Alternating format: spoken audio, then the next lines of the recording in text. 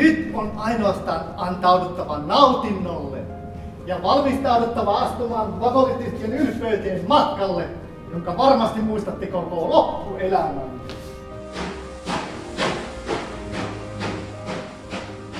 Tänään ette matkusta millä tahansa junalla, vaan legendaarisella idän pikajunalla.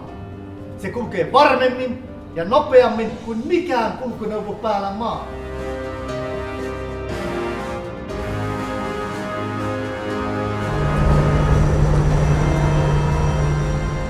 Aavistan, että kaikki ei ole kohdallaan.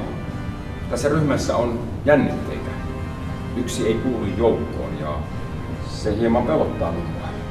Minua pelottaa, koska minun ei pitäisi tehdä tällaista. Teidän on soitettava poliisille.